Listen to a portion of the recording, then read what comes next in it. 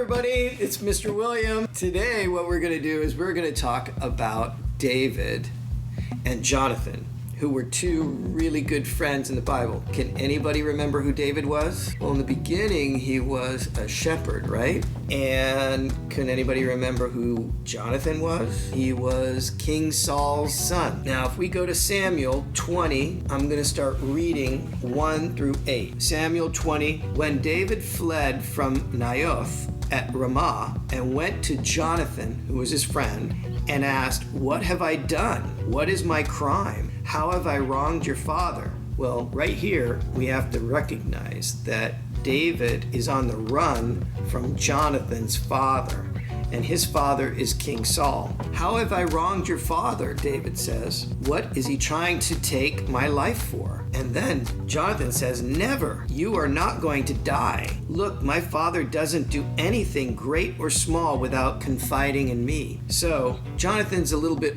older than most of you, right?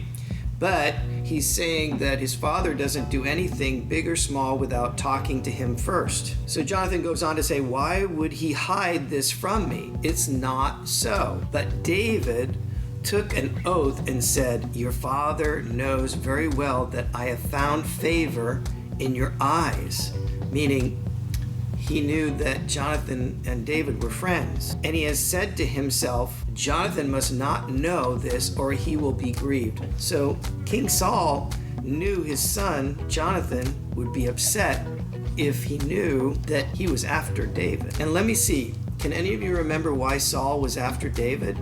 I mean, David was doing a lot of great things. He was like killing the giant Goliath, and he was doing great things with other portions of the army, defeating a lot of invading armies into Israel. So he was doing a lot of really good stuff. But the king didn't like that, actually, right? He got maybe a little jealous, right? So let's continue. He said, "Your father knows very well that I have found favor in your eyes." And he has said to himself, "Jonathan must not know this or he will be grieved. Yet as surely as the Lord lives and as you live, there is only a step between me and death." So David's saying he's really getting close to King Saul finding him and killing him. So Jonathan said to David, "Whatever you want me to do, I'll do for you." That sounds like a really good friend, right? So David said, "Look,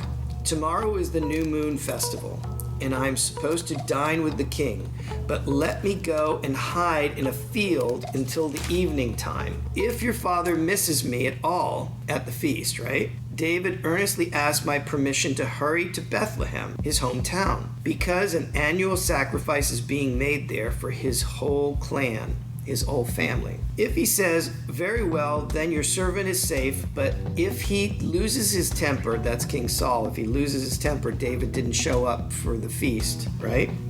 "You can be sure that he is determined to harm me." So David's talking to Jonathan saying, if your dad misses me at the dinner table at this festival and he's upset, then you know he wants to harm me. So what did we learn? So far, we kind of learned that David is confiding in his best friend, Jonathan, and he's saying, "Your dad, King Saul, is trying to kill me." And Jonathan's saying, "No, it can't be," right? That's a tough situation to be in. Could you imagine somebody after your best friend and you want to protect them, and then all of a sudden you find out it's your own family that's trying to hurt them? That's pretty bad. But Jonathan is a really good friend, right? He's not going to cop out, right, on his best friend and say, "Well, you're on your own." He's not. He's a good friend. Even though his dad wants to hurt his best friend, he is just trying to figure out a way to solve this whole situation. So that was Samuel 21 through 8. Now we're going to read Samuel 29 through 17. We're going to find out what happens, right? So now think about this. If you have a best friend, how much does that best friend mean to you? Before we go on, I want to draw a similarity. We all know that Jesus is our best friend because Jesus has died for us and he would do anything to make sure that we are with him in heaven. So Jesus is very much like David. He is saying, I need your help and I need you to stick up for me. And we, as Jonathan, have to understand that there are sometimes things that are tempting us to do the wrong thing. But we have to remember that we have a best friend and his name is Jesus. And we have to take advice and do the right thing. Do the thing that our best friend would want us to do. Now we're going to go ahead and go forward through 1 Samuel 29 through 17. Let's find out what happened to Samuel and David. Jonathan said, never. If I had the least inkling that my father was determined to harm you, wouldn't I tell you? So Jonathan said, I don't have any idea that my dad's going to hurt you. But I'm sure he thought this was a good idea to find out if it was true or not. So David asked, who will tell me if your father answers you harshly? Come, Jonathan said, let's go out into the field. So they went there together. Then Jonathan said to David, by the Lord, the God of Israel, I will surely sound out my father by this time the day after tomorrow. So he said, I'm surely going to figure this out. I'll figure it out by knowing what my father's going to do. So Jonathan says, if he is favorably disposed towards you, will I not send you word and let you know? Yeah, he said, don't worry, I'll let you know if my dad's cool with you. But if my father is inclined to harm you, right, willing to do something bad to you, may the Lord deal with me, be it ever so severely. So in other words, he's saying, the Lord is my judge. If my father tries to harm you, I'll get back to you and tell you the truth. If I do not let you know and send you away safely, this is Jonathan, may the Lord be with you as he has been with my father. But show me unfailing kindness like that of the Lord as long as I live, so that I may not be killed, and do not ever cut off your kindness from my family, not even when the Lord has cut off every one of David's enemies from the face of the earth. Wow, so right here is really an intense part.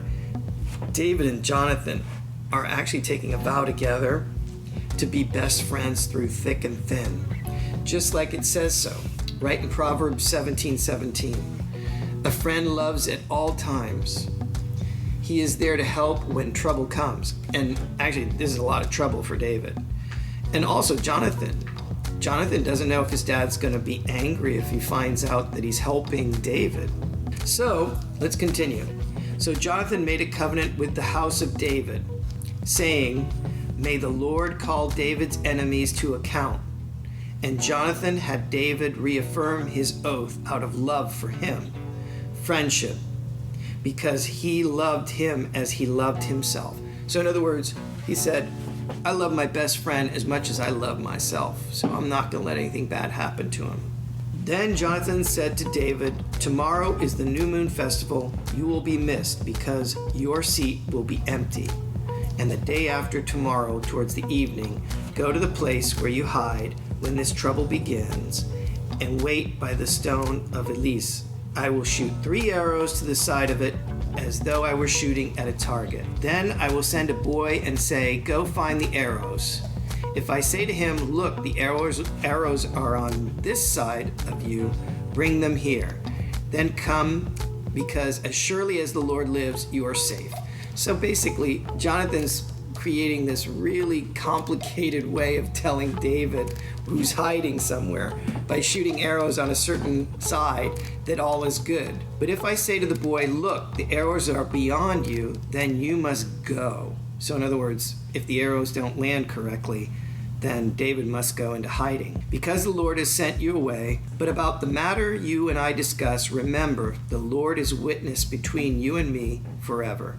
So he's really trying to create this bond that is life and death, really, between these two friends, right?